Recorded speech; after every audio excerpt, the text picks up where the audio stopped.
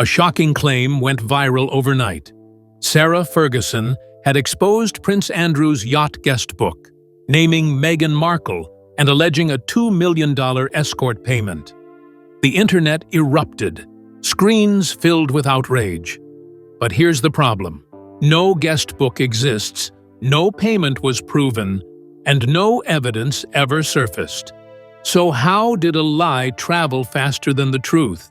And who benefited from dragging Meghan's name into Andrew's scandal? The yacht book that never was, a phantom prop that sparked a royal firestorm. A shocking claim tore through the internet in early 2026. Meghan Markle was allegedly listed in Prince Andrew's secret yacht guest book tied to a luxury trip in Monaco to 2016. Even more explosive, she was rumored to have received $2 million as an escort, all under the umbrella of Andrew's controversial social circles. But here's the truth. No such guest book has ever been verified. No reputable source, not The Times, not BBC, not Reuters, has produced a shred of physical or testimonial evidence. The book, the trip, the figure, all appear to be fabricated, crafted for virality and scandal. So why did the story spread so fast? Because it fed off existing fire. Prince Andrew's well-documented ties to Jeffrey Epstein made the narrative sound plausible. Meghan's polarizing presence in royal discourse made her an easy target. Combine that with public exhaustion over royal drama, and you had a story designed to ignite outrage. Social media ran with it. Fringe commentators referenced Captain X, a so-called insider who never existed. Photoshopped images of guest lists began circulating. Claims were made that audio recordings and leaked footage existed, none of which ever surfaced. Even respected platforms had to scramble to clarify they weren't reporting the rumors as fact. The truth became irrelevant in the algorithm's race for attention. Behind palace walls, the reaction was icy. Clarence House aides reportedly called the story deliberately cruel and politically motivated. Meghan's legal team swiftly moved to assess the scale of defamation. The Duke and Duchess of Sussex remained silent publicly, a rare move suggesting legal caution. One insider noted, "The guest book doesn't exist, but the damage? That's real." This was a smear, plain and calculated, not based in fact, but in manufactured drama, strategically timed to coincide with a broader scandal involving Sarah Ferguson and Prince Andrew. Sarah Ferguson's real link to Meghan, a friendship turned cold. The internet's claim of a guest book pulled Sarah Ferguson into the spotlight. But her real connection to Meghan Markle is a story of brief kindness and long silence. In October 2016, just weeks after Meghan began dating Prince Harry, she was introduced to Sarah at Royal Lodge. Meghan, unfamiliar with protocol, was taught how to curtsy to Queen Elizabeth II by Ferguson herself, a small gesture that Meghan once credited as calming during a nerve-wracking time. In May 2018, Sarah attended Meghan and Harry's royal wedding, though notably absent from the private reception. Still, her presence signaled a willingness to support Meghan publicly, something rare in those early, tense days. But tensions reportedly escalated later that year at Princess Eugenie's wedding in October 2018.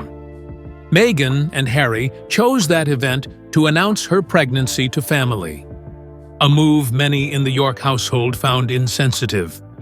Fergie, proud mother of the bride, was particularly unsettled. What had been a casual friendship never recovered. Fast forward to 2023. In a televised interview, Sarah claimed she didn't really know Meghan, dismissing their brief bond entirely. "I don't know her," she said flatly. "I haven't spoken to her in years." This public erasure shocked many royal watchers. Why downplay a connection that had once seemed genuine? Some suggested it was damage control. Others saw it as an effort by Sarah to distance herself from Harry and Meghan amid rising tensions within the royal family, especially after the release of Harry's memoir, Spare, which cast Prince Andrew in a negative light. Their once shared experience as royal outsiders, ridiculed by tabloids and boxed in by protocol, didn't lead to solidarity. Instead, it evolved into silence, strategic distancing, and now media-fueled rivalry. Meghan and Sarah, from mentorship to media rivalry. It's ironic. Both Sarah Ferguson and Meghan Markle entered the royal institution as outsiders. Both suffered intense media scrutiny, and both were publicly humiliated in ways few others in the firm ever experienced.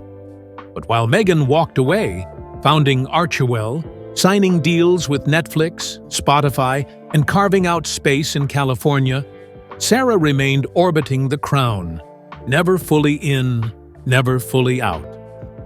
Sarah turned to talk shows, book deals, and charity endorsements to rebuild her image.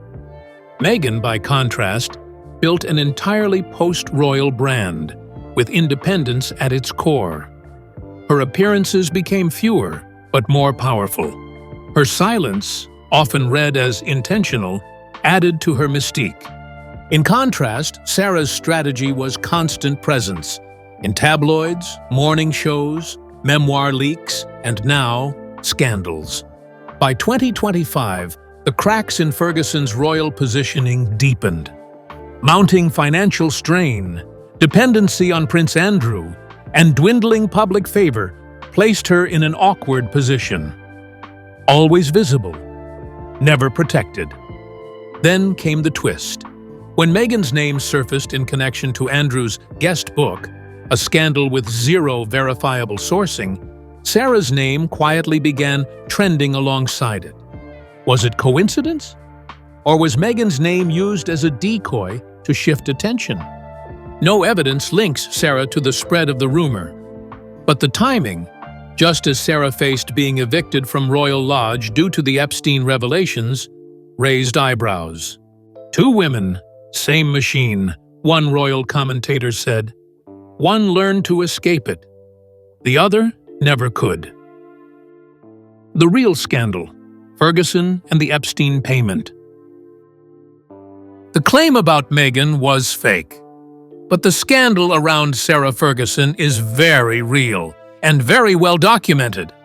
Back in 2010, Ferguson admitted to accepting £15,000 from Jeffrey Epstein, saying the money was used to pay off a debt to her assistant. She called it a mistake of judgment at the time, but the stain never fully washed off. In 2011, an email surfaced where Sarah referred to Epstein as a friend. That alone was damaging. But by 2025, the reopening of U.S. legal proceedings related to Epstein's estate brought fresh trouble. In December 2025, Sarah's name and photograph appeared in what the press dubbed the Epstein Files. The files, compiled by U.S. prosecutors and released under court order, referenced Sarah's meetings with Epstein in the early 2000s, her financial ties to him, and even a dinner they shared in Paris post-conviction. The public backlash was swift. Julia's House, a children's charity Ferguson had worked with for years, publicly cut ties. Online petitions demanded her full removal from royal residences. Within weeks, King Charles acted. Though not accused of any crime, Sarah was formally evicted from Royal Lodge, where she had lived with Andrew even after their divorce. This was the last straw, a palace insider told The Telegraph. It wasn't just about her. It was about protecting the crown. Meghan's alleged scandal? Fiction. Sarah's involvement with Epstein? Documented, confirmed, and career-ending. Eviction at Royal Lodge, the fall of Andrew and Ferguson. By October 2025, the writing was on the wall. King Charles, increasingly focused on downsizing the monarchy, sent word. Prince Andrew must vacate Royal Lodge by January 31st, 2026. The 30-room mansion, nestled in Windsor Great Park, was no longer sustainable for a royal with no active duties, and now considerable disgrace. But Andrew wasn't the only one affected. Sarah Ferguson, long considered a tolerated guest at best, was also ordered to leave. She had lived there unofficially for over a decade, maintaining her own quarters post-divorce. Now, with Epstein connections reigniting, her presence was politically untenable. Sources say Sarah quietly removed boxes of private diaries, hinting she may write a final memoir, one that could shake the institution. One insider described her departure as tense, silent, and rehearsed. She received no royal escort, no public farewell, and for the first time in decades was not invited to Sandringham for the royal Christmas gathering. "She's being erased," said one royal aide, with speed and finality. Her final days at Royal Lodge were marked by bitterness. Rumors swirled she made veiled threats about telling her side. And with the Meghan yacht rumor now proven false, some wondered, was it Sarah's camp who planted it as a smokescreen? No one can say for sure. But the timing and the silence from all involved speaks volumes. The Christmas cards that broke royal protocol. December 2025 brought with it a chilling moment wrapped in ribbon and sentimentality. As the royal household reeled from the fallout of the Epstein files and mounting pressure on Prince Andrew and Sarah Ferguson, an unexpected gesture crossed royal thresholds. Handwritten Christmas cards from Ferguson to nearly every senior royal. But these weren't just festive greetings. They were emotional outpourings that insiders described as unsettling, pleading, and manipulative. She sent a card to King Charles and Queen Camilla, despite having just been evicted from Royal Lodge weeks prior. Others received cards too: Prince William, Princess Anne, and reportedly even Catherine, the Princess of Wales. Each card was laced with personalized messages, some referencing decades-old family moments, others appearing to beg for forgiveness. One particularly uncomfortable inclusion was a photograph of Ferguson with Princess Diana in the 1980s, an odd and pointed reminder of her royal past. Palace staff were caught off guard. Aides at Clarence House confirmed to sources that the cards were unwelcome and ill-timed, especially given Ferguson's renewed ties to Epstein and the storm surrounding Andrew's downfall. One insider noted, "She wanted sympathy, but all she did was reopen wounds the crown is trying to close." What truly raised alarms, however, was the tone. The cards did not acknowledge the scandal. Instead, they subtly reasserted her belonging, as if, despite the public disgrace, she was still part of the royal tapestry. This misreading of the moment further alienated her from the family. For many royals, the cards served not as a holiday gesture, but as a final, desperate attempt to cling to relevance. Behind palace walls, the reaction was swift. Ferguson was now considered persona non grata, unwelcome at events, cut off from future engagements, and severed from the already thin threads tying her to the monarchy.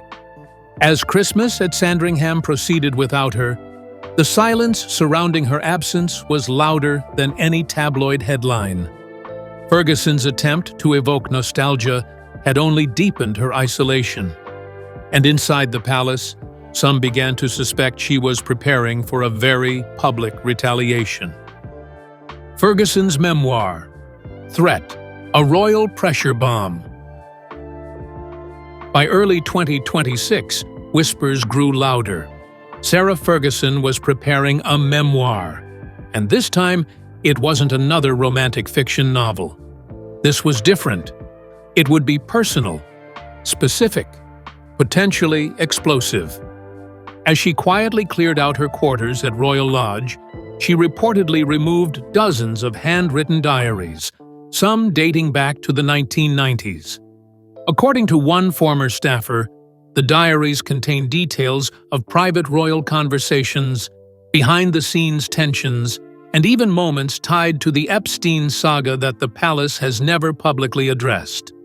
Multiple publishing houses confirmed they'd been approached by Ferguson's representatives.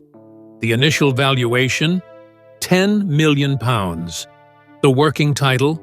Still unknown. But insiders say the focus would be on truth, betrayal, and survival. One literary agent described it as a grenade waiting to go off in Kensington and Clarence House alike. Why now? Some believe it's her last card to play. With her royal access revoked and her name tainted by scandal, Fergie may see the memoir as both a financial solution and reputational revenge.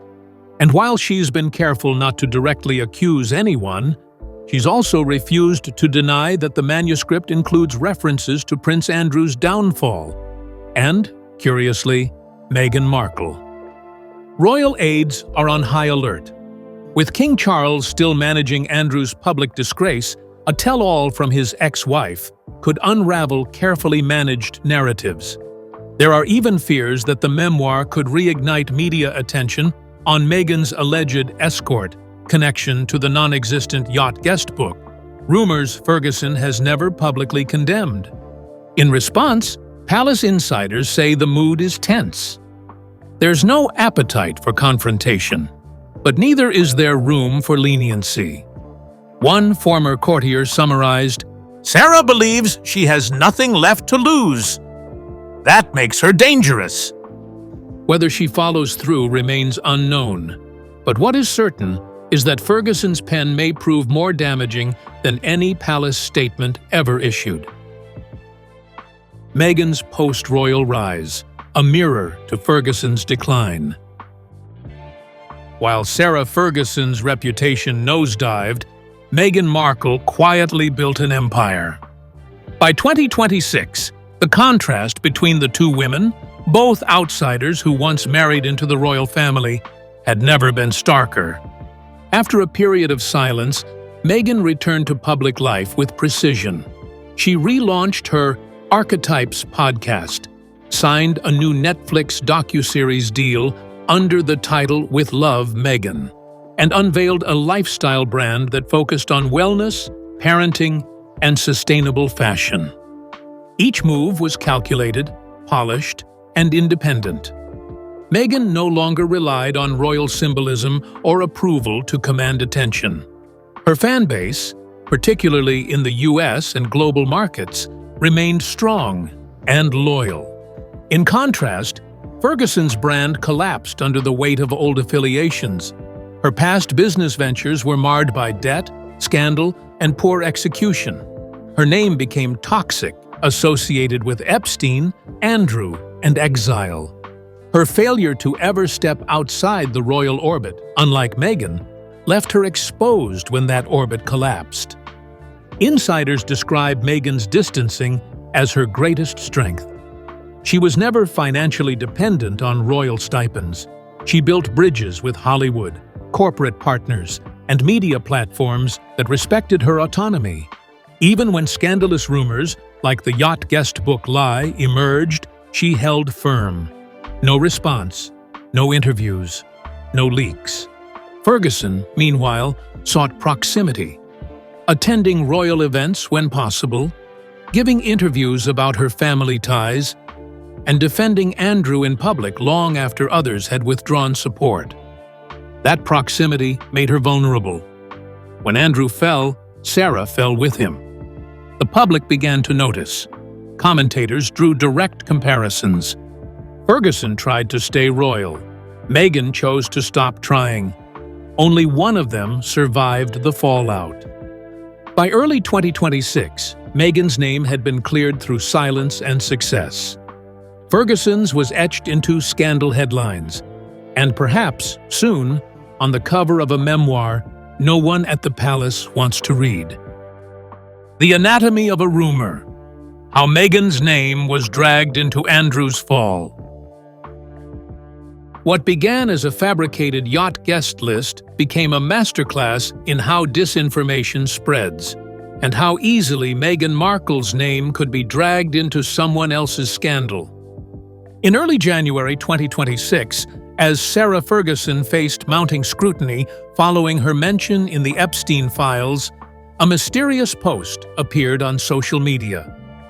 It referenced a guest book from Prince Andrew's 2016 Monaco yacht trip, naming Meghan as a guest and alleging she was paid $2 million in some kind of private arrangement. The original source? An anonymous account citing Captain X and claiming access to a crew member's phone recordings. No images, no verifiable details, no first-hand testimony. Still, the rumor exploded. Within 24 hours, it trended on Twitter, spilled into Reddit forums, and triggered YouTube exposés speculating on Meghan's double life. Why did it catch fire? Because the ingredients were familiar: Prince Andrew, yachts, luxury, scandal, and of course, Meghan, already a lightning rod for public division. The story was designed for maximum emotional engagement, not truth. It was engineered to go viral. Media literacy collapsed instantly. Tabloid sites, hungry for clicks, republished the rumor as speculation. Even respected outlets had to issue clarifying statements that there was no evidence Meghan had ever met Prince Andrew before her relationship with Prince Harry in 2016. But the damage was done. Even as the story unraveled, no guest list surfaced, no crew members spoke out, no corroboration from French authorities or port records.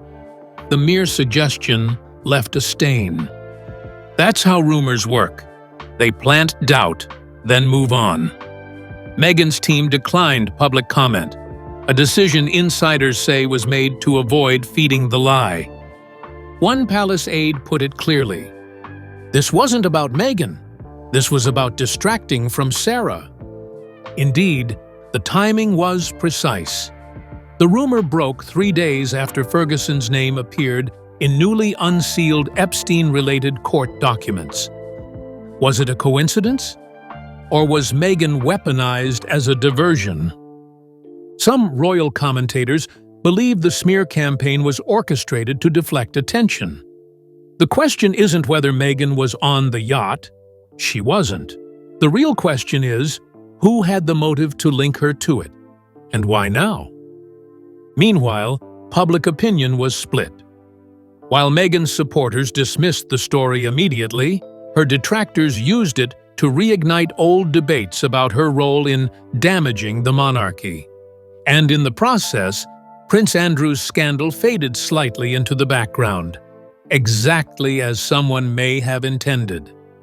This is how reputations are targeted in the modern era, not with facts, but with precision-timed fiction, designed to spread faster than the truth can recover. Meghan once again became a casualty of a palace-adjacent crisis that had nothing to do with her. But not everyone believed the lie. And with Sarah Ferguson now pushing her memoir, some wonder, was this rumor her doing, or just convenient timing? Either way, Meghan had already moved on. 2 women, 1 institution, and the cost of proximity. In the end, this wasn't just a story about rumors, yachts, or Epstein. It was about 2 women, shaped by the same institution, who took radically different paths and paid very different prices. Sarah Ferguson stayed close to the crown. Even after her divorce from Prince Andrew, she lived at Royal Lodge, attended occasional royal events, and remained emotionally invested in her ex-husband's redemption. She built her identity around her royal ties, even as they crumbled beneath her. Meghan Markle, on the other hand, made the cut clean. when she and Prince Harry left the royal fold in 2020, they didn't just step back. They built new lives in California, separate from royal funding, titles, and oversight. Meghan faced brutal press, online abuse, and public criticism, but she gained something Ferguson never did: control of her narrative. When Andrew fell, Sarah fell with him. She hadn't committed a crime, but her name was tainted by association. Her past ties to Jeffrey Epstein, her public support of Andrew, and her insistence on staying within the royal orbit became liabilities she couldn't outrun. Meghan, meanwhile, was falsely dragged into Andrew's scandal and emerged largely untouched. The smear didn't stick because she had nothing tethering her to that system anymore. And crucially, she didn't respond. She didn't engage. She let her work and silence speak louder than any tabloid. Still, the contrast raises deeper questions about institutional power and the price of proximity. Ferguson tried to stay relevant by staying close, even as the institution closed its doors on her. Meghan chose to leave, endure the fallout, and rebuild outside the palace walls. And in 2026, the results of those choices are clear. Now, as the January 31st eviction deadline looms over Royal Lodge, Ferguson's future is uncertain. Will she release the memoir and potentially ignite war with the crown? Or will she retreat quietly, her last leverage spent? "She thinks she has power," said one royal aide. But the truth is, that institution moved on a long time ago. And Meghan? She's already miles ahead, not just geographically, but psychologically, professionally, and politically. With new ventures under her own name and no palace ties left to exploit or damage, she's no longer in the game, which is precisely why she can't lose. One woman tried to write herself back into the story. The other stopped needing the story at all. The crown has always demanded proximity, but as Sarah Ferguson and Meghan Markle both learned, sometimes the closer you stand to it, the more it burns. And only one of them walked away before it all collapsed. What this story ultimately reveals isn't a hidden yacht list. It's how rumor replaces fact when scandal, timing, and motive collide. The claim that Meghan Markle made $2 million as Prince Andrew's escort has no documents, no witnesses, and no verification from any credible journalist or authority. What is real is Sarah Ferguson's proximity to Andrew, her documented Epstein ties, her eviction from Royal Lodge, and the growing pressure surrounding a possible memoir. As scrutiny closed in on the Yorks, Meghan's name became convenient fuel, not because it was true, but because it was clickable. This wasn't exposure, it was deflection. And in the end, the facts remain unchanged. The yacht book never existed, the allegation collapsed, and the truth stood firm. The real story is not about scandal. It's about how easily it's manufactured.